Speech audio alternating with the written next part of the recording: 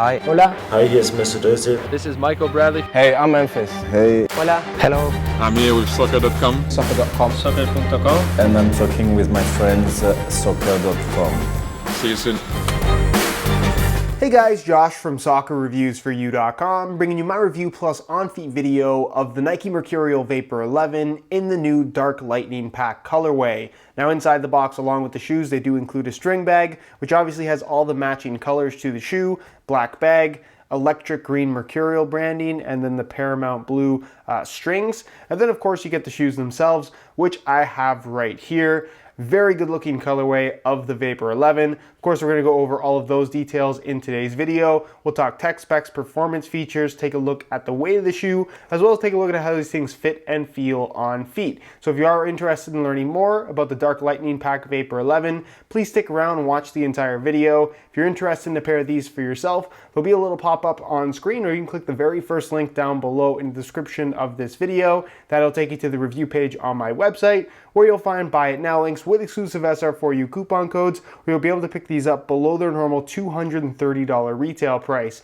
So again, if you're interested in a pair, a little pop-up on screen, first link down below, go ahead and check it out. And with that being said, let's get right into the review. Starting off with the colorway, I have to say that these are much brighter and I guess just more flashy in person than I was expecting based on online photos. You obviously get the black base to the upper, and then the white detailing within the swoosh and Mercurial branding around the shoe. But the actual stripes, the kind of pinstripe design you have going here, it combines the electric green and that Paramount blue, which obviously because it isn't knitted, it allows the color to be more solid and therefore just a lot more vibrant in comparison to the Dark Lightning Superfly. And that also has kind of the half and half design, whereas on this shoe, the green and blue cuts across the entire upper. So again, you get a more consistent, I guess, splash of color on both sides of the shoe, and it's just brighter in general, but still I think pretty good looking. I'm not a huge fan of flashy things, but this isn't too over the top in my opinion. Really happy with the overall look in person. You get the Paramount blue insole, which we'll get a look at a little bit later in the video, the black sole plate, and then the bright orange studs that I think accent really nicely with all the rest of the colors on the shoe. So overall, I'm really happy with the look of this colorway, especially in person. Pretty bright, pretty low profile at the same time. And again, I think they kept things simple within the design that is actually kind of busy with this pinstriped look. So let me know what you guys think down below in the comment section. Do you like how these look? Why or why not? And with that being said, let's move on to the tech specs so we can learn a little bit more about the overall performance. When it comes to performance, if thin, lightweight, and responsive are three characteristics that you really value in a soccer shoe, the Vapor 11 should be a top consideration on your list. It really does all of those things extremely well. And of course, in today's video, we're going to go over the basic tech specs of what you should know and kind of what this shoe is all about. But if you want a little bit more info or you just want to see the shoes in action, I'll leave a little pop-up on screen to my first impressions playtest video of the Vapor 11. So if you haven't seen it, be sure to go ahead and check it out. Now the upper, unlike the Superfly 5, which is full Flyknit and of course mid-cut, this is a low-cut shoe made from Teijin synthetic, as has been pretty much every single Mercurial Vapor prior to this. Starting at the Vapor 3, they started using Teijin synthetic, but it's always been a thin synthetic shoe, and this is no different. So the Teijin synthetic this time around, it's very thin, but what's different, and I guess unique to the Vapor 11, is the speed rib texturing that they've incorporated, which you can actually see within the pattern on the upper. If I show you the side profile, you can see it has a very slightly ribbed texturing to it. It's difficult to see in video form, but if you run your finger along the upper, it's very noticeable. It's a much more heavy texturing than you might expect, and it's not texturing that runs from the base of the actual shoe. So on the inside, it's mostly smooth, but on the outside, they've basically just added thickness to incorporate the ribbed texturing on the surface of the upper. So it's still very thin, not quite as thin as what we got from the Vapor 10, but still gonna provide a super barefoot, kind of no extra padding whatsoever feel. As far as how that texturing actually impacts touch on the ball, it doesn't really, if I'm being completely honest with you guys. It's something that's not super noticeable. In comparison to a Vapor 10, for example, if you're wearing the two back to back, maybe this is a little bit grippier on the ball, but after about 5 minutes or so of use, it's something that you stop noticing entirely. So overall, wouldn't really put too much into the, I guess, performance value of the speed ribs themselves. It's there more so just as a performance feature that ultimately doesn't have that big of a I guess, impact on the overall performance. It's just more so about the upper being super thin and really providing a true barefoot sensation, or at least the closest feel to being barefoot while still wearing a pair of shoes. You're going to find some minor reinforcement on the inside of the shoe with a very thin synthetic lining material, but you do of course have the one-piece design to the upper as well, where the center part, it's a stretchy material, not quite the same as the rest of the upper, but it is entirely fused. Because of this, you have no overlapping materials, and it just creates a very tight one-piece enclosure for your foot, just creating a much more responsive, locked-in sensation than you might expect from a material that's as thin as what you get on the Vapor 11. Also notable on the upper is ACC All Conditions Control, acting as your wet control element, something that they do include on all the top-end models from Nike. Not a major feature though, again. And then they do have the little rim right here going through the forefoot and toe box area. It's just kind of a thicker plastic piece, just as a kind of, I guess, durability precaution, strengthening the bond between the sole plate and the upper, ensuring a longer lifespan. Laces run through the middle, as you guys can see. Again, kind of typical of the Mercurial Vapor line. You get the low cut and internal heel counter, nothing too surprising there. Synthetics leather liner on the inside with a decent amount of padding, nothing too abnormal either. Insole fully removable, although they are actually gluing basically the front half of the insole down. Not so much to where you can't pull it out, but it's more so there just so the insole's not sliding around on the inside, which is good when it comes to responsiveness. So if you're wondering why they glue in the back half, that is the reasoning, just so it doesn't slide around. But the insole, it's a mesh liner on top, and it's just a single layer of this ortholite foam that actually provides more underfoot cushioning than you might expect, and I would say is an above average insole, especially considering how light the overall package of the Vapor 11 is. Moving on to the bottom, this is the exact same sole plate and stud pattern you're going to find on the Superfly 5, which is obviously the more expensive shoe, $70 more expensive to be exact, and this is their Nike plate sole plate. So what's special about this is it's a one-piece construction. They use a vacuum forming process during the manufacturing that allows them to make the sole plate entirely out of one piece,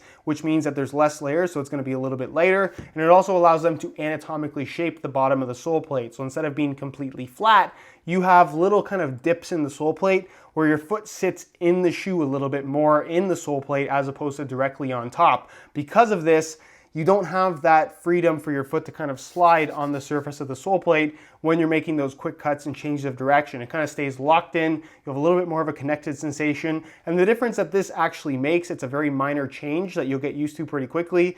The difference it makes is significant. In terms of the overall responsiveness, you just get this very connected, locked in, kind of one-to-one reaction time when wearing this particular shoe. Even the Superfly 5, because it does have a very similar kind of fit overall. But again, if you just want super thin, super light, super responsive, nothing does it better than the Vapor 11 in my opinion. As far as the stud pattern is concerned, this is the firm ground variation, of course, made for use on natural grass exclusively. It does feature this all chevron style bladed stud pattern where all the studs, as you can see, are pretty much the exact same size. They vary ever so slightly in length and obviously vary in terms of where they're positioned and how they're angled. But the end result is an extremely aggressive stud pattern in terms of just bite when pushing off in pretty much any direction. If you just want the most aggressive traction possible, this will do that for you. Like I said, one of the more aggressive stud patterns, if not the most aggressive stud pattern currently out there. So again, the Vapor 11, it's a really, really good performing shoe if you want something thin, light, and responsive. If those are something you prioritize, there really isn't anything better than this in my opinion. In regards to weight, the Vapor 11 is remarkably light, both in hand as well as on feet. And of course, for the sake of the video, I'm going to weigh them for you today in real time using this scale. So keep in mind that this is a brand new pair in a size 9 US. We're going to throw them on the scale, and you can see that they weigh in at 5.9 ounces, the equivalent of 167 grams. So again, if you're looking for that super lightweight feel on your feet, the Vapor 11 is one of the best at providing that particular sensation. There are lighter shoes out there, but a lot of them won't necessarily last the longest. I'm talking mainly about the EvoSpeed SL models, which come with a 10-game use warning. So you don't get that warning with the Vapor 11. It should last a lot longer than that. And again, for as light as they are, they tend to hold up quite well. And also, like I said, they're a lot more responsive and a lot more solid than I think you might expect for a shoe in this weight range. All right, so here is a look at the Vapor 11s on feet. On my left foot, I have the stock black laces that come with the shoes. And on my right foot, I have a pair of white with black dots premium SR4U replacement laces. If you're interested in a pair of replacement laces for yourself, the website to go to is www.sr4ulaces.com. There'll be a little pop-up on screen as well as a link down below in the description that'll take you directly there. So if you're interested in a pair, be sure to go ahead and check that out. Now, in terms of how these things fit and feel on feet, kind of a key characteristic for the Mercurial Vapor ever since it first came out is the fact that it's a very thin synthetic upper that wraps your foot very closely, really giving you that one-to-one kind of wrap on your foot and that one-to-one connected feel to the shoe. And you definitely get that with the Vapor 11. The upper is thin, but at the same time doesn't have that plasticky sensation that a lot of thin synthetics can have. It's got decent flexibility to it. Doesn't have a softness, obviously, just because of how thin it is, but that's really not this style of shoe. It's more so just, like I said, trying to mimic that barefoot sensation as best as it possibly can. The shoe wraps your foot very nicely because of the one-piece upper construction. You have no overlapping material, so you get a very consistent feel across the entire foot. And that Nike plate, sole plate, like I said, really does its part in terms of giving you that truly connected sensation to the base of the sole and preventing any kind of excess movement inside of the shoe. So if you want that one-to-one response time from your footwear, this does that better than pretty well anything else out there at the moment. As far as width is concerned, it is a tighter fitting shoe overall. So if you do have wide feet, probably not the best option for you, but if you've worn Mercurials in the past, you're unlikely to have any issues. It is a tight shoe though, keep that in mind. And as far as sizing is concerned, I'm wearing my usual size 9 US here, and the fit to length is absolutely perfect. So if you are looking to order a pair of these for yourself, I would strongly recommend going true to size in order to achieve the best possible fit. All right, guys, that is it for my review of the Dark Lightning Pack Nike Mercurial Vapor 11. If you're interested in a pair of these for yourself, you can either click the first link down below or the little eye in the corner of the screen. That'll take you to the review page on my website, where you'll find buy it now links with exclusive SR4U coupon codes, where you'll be able to pick these guys up below their normal $230 retail price. If you have any questions regarding this shoe, leave them down below in the comments and I definitely will get an answer out to you. If you enjoyed today's video, found it helpful and informative, be sure to support it with a like. Subscribe if you haven't already for daily videos on all the latest and greatest soccer gear. You can find all of my social media information linked down below as well. And other than that, guys, hope you enjoyed today's video. And as always, thanks for watching.